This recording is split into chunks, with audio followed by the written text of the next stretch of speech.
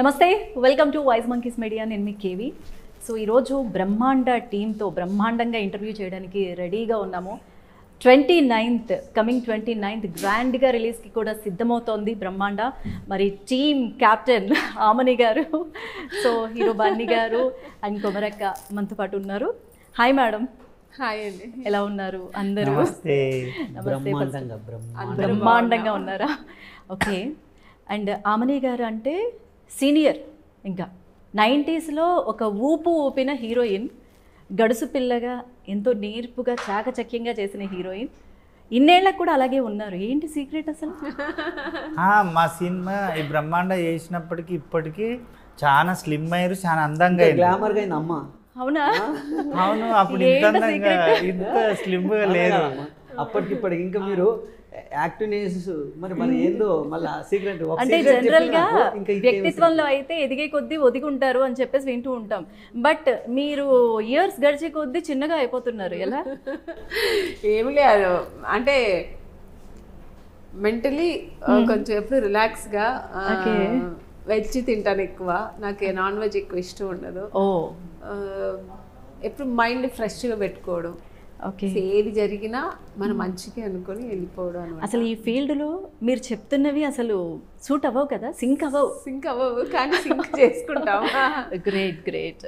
నిజంగా అందరినీ ప్రేమగా వలకరిస్తుంది.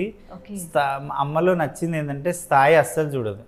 నువ్వు అటు సెట్ బాయ్ అయినా సరే, ఆఫీస్ బాయ్ అయినా సరే, కెమెరామెన్ అయినా సరే, అందరినీ ఒకేలా పలకరిస్తుంది, ఒకేలా రిసీవ్ చేసుకుంటుంది, ఒకేలా మాట్లాడుతుంది. అదే అప్పట్లో చదువుకున్న స్కూల్ అది. ఎందుకంటే మేము చేస్తున్నప్పుడు, హీరోయిన్గా చేసినప్పుడు అలా డైరెక్టర్స్ ప్రొడ్యూసర్స్తో అలా నేర్చుకుని వచ్చింది. ఆ స్కూల్ అలాగే కంటిన్యూ. ఇప్పుడు అసలు అలా లేదు, మారిపోయింది, మొత్తం మారిపోయింది. ఒక్క సినిమాలో కనిపిస్తే నెక్స్ట్ సినిమాలో అసలు చాలా డిఫరెంట్ క్యారెక్టర్లోకి వచ్చేస్తున్నారు వాళ్ళు. సో ఫస్ట్ బ్రహ్మాండ రిలీజ్ అవుతుంది కాబట్టి బ్రహ్మాండ గురించి మీ నుంచి ఒక్క పదంలో చెప్పాలి అంటే ఏం చెప్తారు? ఒక మాటలో చెప్పాలి. బ్రహ్మాండంగా ఉంది. అంటే ఇది ఒగ్గు కథ. అంటే బేసికలీ దీంట్లో ఒక ఒగ్గు కథ, దాన్ని బట్టి ఒగ్గు కథ ఒక్కటే కాదు, దీంట్లో దాన్ని బేస్ చేసుకుని మొత్తం ఒక ఫ్యామిలీ సబ్జెక్ట్ అనమాట. ఓకే. ఒక ఫ్యామిలీ, ఒక ఊరు, అన్నీ కనెక్ట్ అవుతుంది ఈ సినిమాలో. ఓకే. సో డివోషన్ ఉంటుంది, తర్వాత సెంటిమెంట్ ఉంటుంది, రొమాన్స్ ఉంటుంది. అన్ని నవరసాలు. ఒక విధంగా చెప్పాలంటే ఇది డివోషనల్ థ్రిల్లర్ అనుకోవచ్చా? మీరు కూడా స్పిరిచువల్ మోడ్ లో? డివోషనల్ థ్రిల్లర్ కాదు, అంటే అది కూడా ఉంటుంది. ఓకే, అది కూడా ఉంటుంది. ఓకే. అదే అన్నీ ఉంటాయి. మీకు ఒక సినిమా ఎంటర్టైన్మెంట్ అనుకోండి. సినిమా చూస్తే ఫస్ట్ నుంచి ఎండ్ దాకా ఎక్కడ లేచిపోవాలనిపించదు. ఏమవుతుంది అన్నట్టుగా ఒక క్యూరియాసిటీ ఉంటుంది. ఓకే. ఈ మూవీలో మిమ్మల్ని దాదాపుగా ఒక 5-6 కిలోమీటర్ల పైనే నడిపించేశారట. దొంగ ఎన్ను దొరకబట్టి మనం చెప్పినాం అప్పుడు. అసలు అంటే సీనియర్ ఆర్టిస్ట్ అయ్యుండి చాలా ఓపిక్గా, చాలా పేషెన్స్ కెమెరా పెట్టేశారు. సో కెమెరా మొత్తం వెళ్తూనే ఉంది, కట్ చేయట్లేదు. అసలు మమ్మల్ని నడిపిస్తున్నారు. ఎవరు? డిఓపి కార్తిక్ గారా? అంటే ఒక 3 కెమెరాస్ పెట్టిరు. డ్రోన్ ఉంది, 3 కెమెరాస్ ఉన్నాయి. మేడాన్ని పట్టుకొని నేను నడవాలి, ఇద్దరు మేడ్చుకుంటూ. మనం ఆ పిండ కూడా పట్టుకొనేమో బన్ని పోతుంటాడు. ఆడికి నేను చూసిన మేడాన్ని పైన కాళ్ళు ఉంటాయి చూడు, కడుపుతో ఉన్న ఆడోళ్ళగిన ఉబ్బుతాయి ఒక దగ్గర కూర్చుంటే, అట్లా వాసినాయి. ఆడికి అంటున్నా నేనే, మేడం ఇంకెంత దూరం నిజంగా చెప్తున్నా, నేను చాలా మందితో వర్క్ చేసిన. ఆ అమ్మ ప్లేస్లో ఇంకెవ్వరున్నా, కొంచెం పేరు వచ్చిన చిన్న ఆర్టిస్ట్ ఉన్నా, చెల్ కట్ చేయండి, అక్కడ చీటింగ్ చేయండి, అక్కడ తీసుకోండి అంటారు. కానీ 2 కిలోమీటర్స్ ఎంతో ఊరు దాటి బొందలగడ్డ దాకా నడిచి ఆ బియ్యం, మళ్ళా ఒళ్ళో బియ్యం పోస్తారు, వడి బియ్యం పోస్తారు కదా, లాస్ట్ బియ్యం, ఆ బియ్యం పట్టుకొని మెడల దండేసుకొని ముఖం నిండా పసుపు పెట్టు చూస్తేనే ఏడుపు వస్తుంది. ఆడలకు ఆ చావు టైం కదా, మొత్తం పసుపు, ఇంత పెద్ద బొట్టు, నెత్తి నిండా పువ్వులు, బియ్యము అంత తీసుకొని ఆ 3 కిలోమీటర్లు నడుస్తూనే ఉంది. కాళ్ళు నేను ఇట్లా చూస్తే కుమరం కాళ్ళు వాస్తున్నాయని నాకే బాధ అనిపించి. చెప్పులు ఉండవు అప్పుడు, చెప్పులు ఉండవు కదా. ఎందుకంటే ఆ చెప్పులు లేకుండా రోడ్డు అది కొంచెం ఓకే కంకర ఉంది అది. కదా అక్కడ రాళ్ళు ముళ్ళు అలా ఉంటాయి, దాని కూడా నడుచుకుని వెళ్ళావు అనమాట. అయితే ఆ ఊరు గిరి ప్రదక్షిణ లాగా చేస్తారనమాట, ఊరి ప్రదక్షిణ చేస్తారు. ఇంకోటి ఏంటంటే మేము ఎక్కడన్నా ఆగడానికి స్టాప్ చేయడానికి లేదు, టైం లేదు, కరెక్ట్ 2 hours 3 hours ఉంది, లైట్ పోతుంది. మనం అవునబ్బా చేత కాదని ఆగితే నా ఒక్క దాని వల్ల ఊరు మొత్తం కదిలింది ఆ రోజు. అంత వేస్ట్ అయిపోద్ది అనుకుందాం. మేడం ఏమనుకుందో అసలు లాస్ట్ వరకు ఎనర్జీ ఎక్కడ కూడా ఆ చావు కళలోనే ఉంది. ఓకే తర్వాత తిట్టుకున్నారా టీంని? తిట్టదు నేనే తిట్టిన, ఇంకా ఆమె తిట్టలే. ఏంది గింత పెద్ద మేడాన్ని గింత దాన్ని నడిపిస్తారంటారంటే కుమరి అది తప్పదు, 4-5 కెమెరాలు పెట్టారు కదా తప్పదు మనం చెయ్యాలని.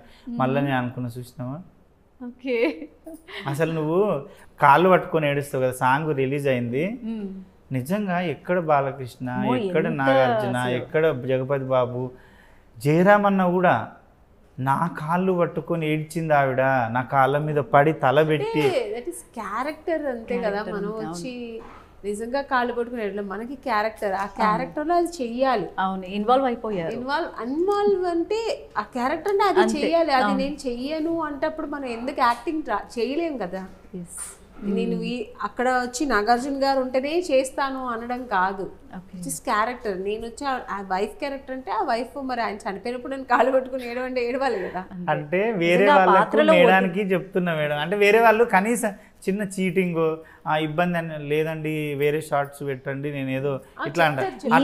ఈ మధ్య కాలంలో సూపర్ స్టార్ హీరోస్ అంటే పాన్ ఇండియన్ స్టార్స్ కూడా ప్రతి హీరోయిన్ ని టచ్ చేస్తున్నారు, కాళ్ళు పట్టుకుంటున్నారు. హీరోయిన్స్ చెప్తున్నారు ఇప్పుడు నేను చూస్తున్నా సీరియల్ లో ఉన్న హీరోయిన్స్ ఇట్లా ఉంటే నేను చెయ్యను, ఇట్లయితే నేను సీన్ తీసేయండి, నేను ఈ సీన్ ఉంటే ఇలా ఉంటే నేను చెయ్యను, ఈ వర్డ్ ఉంటే నేను చెయ్యను, ఇలా వస్తున్నారు.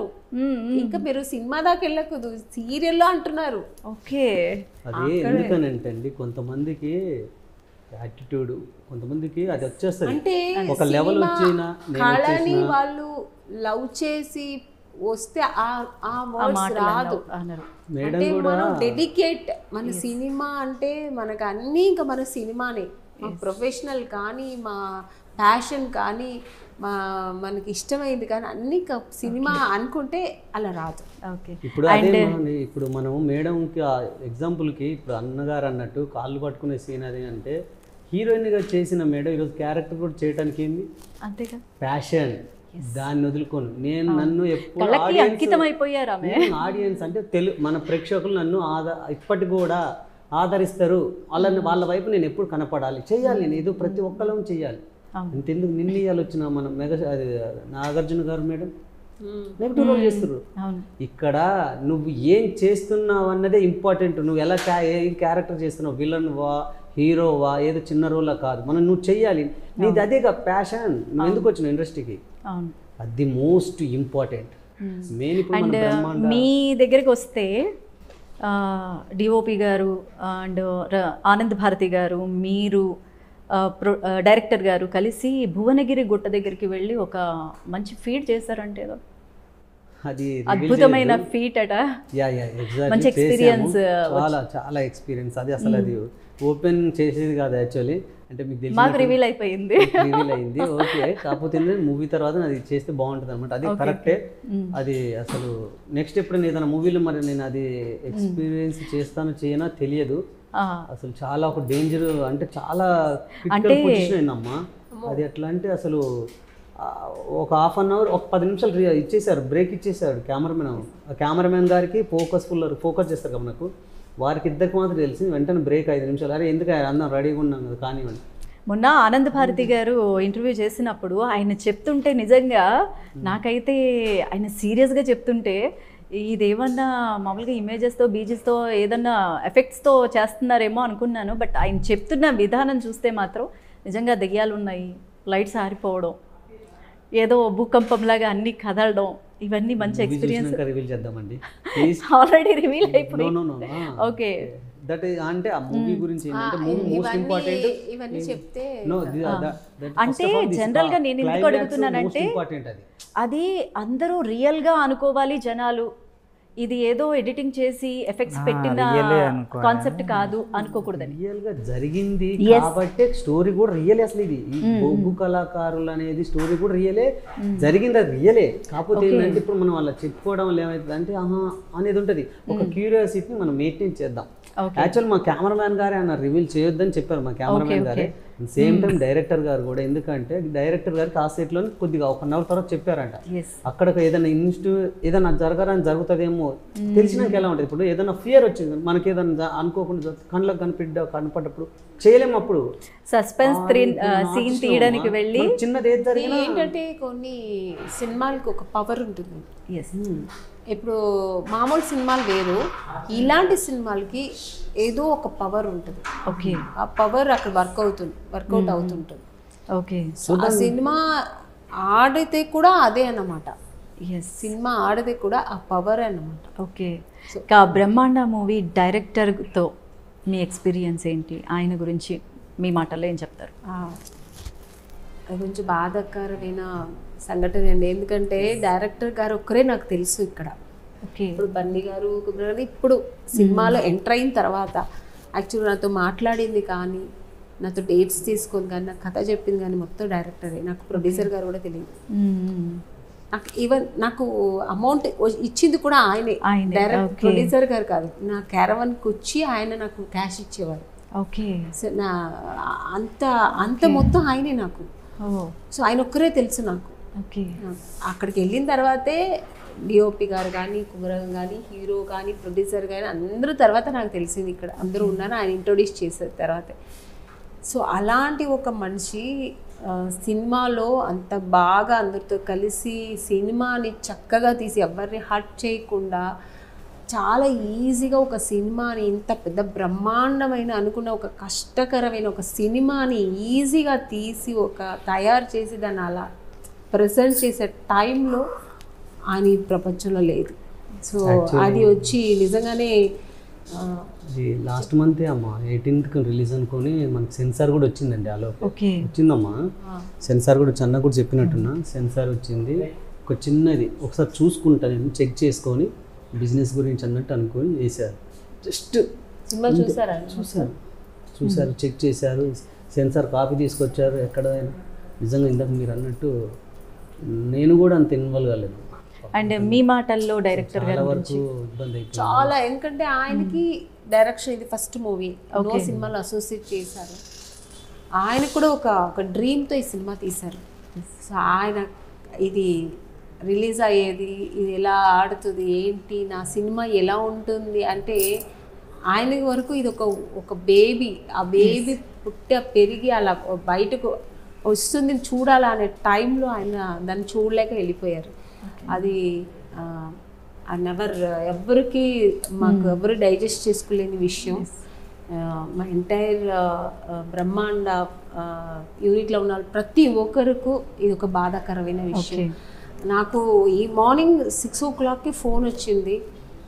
డిఓపి గారు ఫోన్ చేశారు, మేడం ఇలా అయిపోయిందంటే నాకు షాక్. సడన్గా లేచాను. నేను అప్పుడే షూటింగ్ ఉంది, నాకు లేవ్వాలనుకుంటే అలారం ఏంటి ఇది వేరేలా కొడుతుంది చూస్తే ఫురింగ్ సౌండ్ వస్తుంది. చూస్తే ఈయన నాకు ఏం చెప్పాలి నాకు. బట్ చెన్నైలో ఉన్నా నేను, రాలేని పరిస్థితిలో ఉన్నాను, లేదంటే వెళ్ళి చూసేదాన్ని. నిజంగా ఆయన ఎక్కడున్నా ఆయనకి ఈ సినిమా ఆయనకి డెడికేట్. ఈ సినిమా సక్సెస్ కానీ ఏదైనా ఆయనకి డెడికేట్ చేసే ఒక ఇది. ఆ తర్వాత ఆయన ఆత్మ ఎక్కడున్నా శాంతిగా ఉండాలి, చల్లగా ఉండాలి. ఆయన ఆశీస్సులు మా అందరికి, ఎంటైర్ బ్రహ్మాండ యూనిట్ మొత్తం అందరికీ ఉండాలని ప్రార్థిస్తాను. అండ్ ఫైనల్గా మీరిద్దరు రాంబాబు గారు, ఆయన ఎక్కడున్నా బాగుండాలి, ఆయన ఆత్మ ఎక్కడో శాంతిగా ఉండాలి. మీరిద్దరు బుల్లితెరలో కూడా ఈ మధ్య బాగా, అంటే మీరు ఎప్పటి నుంచో మేడం గారు హీరోయిన్ రేంజ్ నుంచి బుల్లితెరకి వచ్చారు టీవీ సీరియల్స్లో. అండ్ త్వరలోనే నెగిటివ్ రోల్ కూడా చూస్తామని చెప్పేసి ఇందాకే విన్నాను. సో మీకు వెండితెర నచ్చిందా, బుల్లితెర నచ్చిందా? రెండు నచ్చింది. రెండు నచ్చాయి. రెండు యాక్టింగే కదా. అంటే రెమ్యూనరేషన్ పరంగా కానీ? రెమ్యూనరేషన్ పరంగా అయితే సినిమానే. సినిమా ఎందుకంటే సినిమా అనేది అది ఎప్పుడు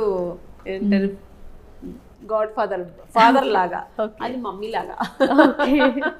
ఎందుకంటే ఏదైనా మా నాన్ననే కదా, ఒక ఫ్యామిలీ అంటే నాన్ననే ఎక్కువ పైసలు ఇస్తాడు, ఫాదర్ అయితే ఎక్కువ పైసలు ఇస్తాడు, మదర్ అయితే కొసిరి ఇస్తుంది, అడిగి అడిగి తీసుకోవాలి. అంతే అంతే. సో ప్రేమ ఇద్దరు ఒకటే కదా, అలాగా. కథ కొంచెం వర్క్ లోడ్ ఎక్కువ ఉంటుంది సీరియల్స్ లో. కొంచెం చాలా ఉంటుంది మేడం. మీకు బాగా ఎక్స్పీరియన్స్ అంటే సినిమాలకు అలవాటు మనిషి సీరియల్ చేయాలంటే చాలా కష్టం, చాలా ఇబ్బంది పడతారు. రిలాక్స్ గా చేసుకుంటాము, కొంచెం వర్క్ లోడ్ తక్కువ ఉంటుంది, అమౌంట్ ఎక్కువ ఉంటుంది. అక్కడ అమౌంట్ తక్కువ ఉంటుంది, వర్క్ లోడ్ ఎక్కువ ఉంటుంది. బట్ ఫైనలీ ఎండ్ ఆఫ్ దీంట్లో ఏంటంటే స్క్రీన్ మీద చూసినప్పుడు ఇక్కడైనా సరే అక్కడైనా సరే మేము ఎలా యాక్ట్ చేసాం చూసినప్పుడు అన్నీ మర్చిపోతాం. ఓకే, మీరు ఇప్పటి వరకు మీకు బాగా ఇష్టమైంది ఈ ఫీల్డ్ కోసం, యాక్టింగ్ కోసం త్యాగం చేసింది ఏమన్నా ఉందా? యాక్టింగ్ కోసం త్యాగం చేసేదంటే ఒకటే అండి, డయట్. మనం పర్సనాలిటీ మెయింటైన్ చేయాలంటే ప్రతి ఒక్క ఆర్టిస్ట్ అది అదే డైట్ లో బాగా ఇష్టమైంది ఏంటి? నాకు వెజ్ చాలా ఇష్టం. Veg, okay. Coffee, tea, drinks ఇలాంటివి? కాఫీ చాలా ఇష్టం. ఓకే, అది మానేసారా? లేదని డ్రింక్స్ అంత లేదు, కాఫీ ఇష్టం. ఓకే, మానేలేదు కానీ తగ్గించేసాను, చాలా తగ్గించేసారు, ఎక్కువ తాగట్లేదు, ఇప్పుడు ఒకసారి. ఓకే. అండ్ మీరు ఈ మూవీ కోసం త్యాగం చేసేది ఏమన్నా ఉందా? మూవీ కోసమా? చాలా త్యాగాలు చేశాను, చెప్పుకుంటూ పోదామంటే ఇప్పుడు టైం లేదు. ఓకే, త్యాగాలు చెయ్యాలండి. ఓకే, అమ్మే చేసింది. అండ్ మీరు త్యాగం చేసిందంటే ఏమీ లేదండి, హ్యాపీగా ఫీల్ అయినా. నేను ఇంతకుముందు కూడా చెప్పిన, అంటే నేను చిన్నగా నేను నన్ను అడిగింది ఈ సినిమా కోసమా, అసలు ఈ ఫీల్డ్ కోసం? మీరు ఈ సినిమా కోసం అయితే నేను ఏం త్యాగం చేయాలి అంటే వేరే ఎక్కడ ఈ పెద్ద స్క్రీన్లో కొమరక్కను చూపించొద్దు అనుకున్నా. కానీ ఇదొక్కటి, ఈ కథ విన్నాక కొమరక్క కోసమే ఈ కథ పుట్టింది అనిపించింది నాకు.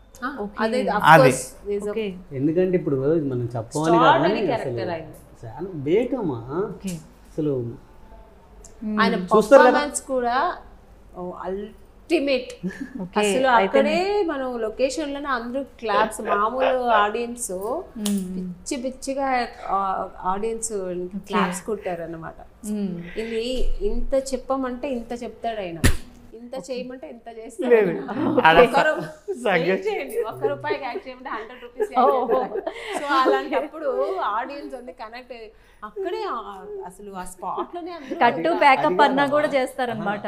కట్ అని చెప్పినా కానీ డైరెక్ట్ నేను ఇందాక అది అడుగుదాం అనుకున్నా, కట్టు ప్యాకప్ అనగానే అన్నా కూడా చేసేవాళ్ళు ఎవరన్నా ఉన్నారా అని. సంగారెడ్డిలో అమ్మది మాది ఒక సీన్స్ ఉంటాయి, చాలా సీన్స్, ఇద్దరు కాంబినేషన్ ఉంటాయి. ఒక సీన్ చేస్తుంటే నేను ఏదో జరిగితే సాపిస్తా, తెలంగాణ స్లాంగ్లో బూతులు తిడుతుంటా.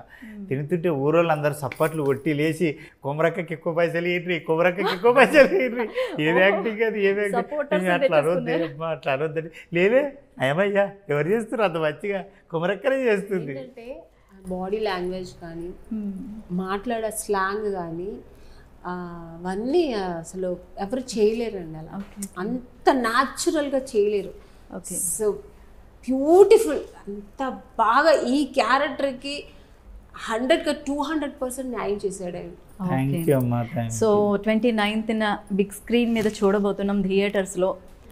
హీరో గారి గురించి చెప్పాలి. హీరో గారు కూడా, తను కూడా మామూలుగా నేను కూడా చూస్తే ఇదేది హీరో ఏంటి హీరోనా అనుకున్నా. అంటే హీరో అంటే మామూలుగా కొంచెం వేరేలా ఉంటారు కదా, ఇప్పుడు ట్రెండింగ్ హీరో. అదే ఈ ట్రెండింగ్ హీరోనే అయినా కూడా అంటే నాకు తెలీదు.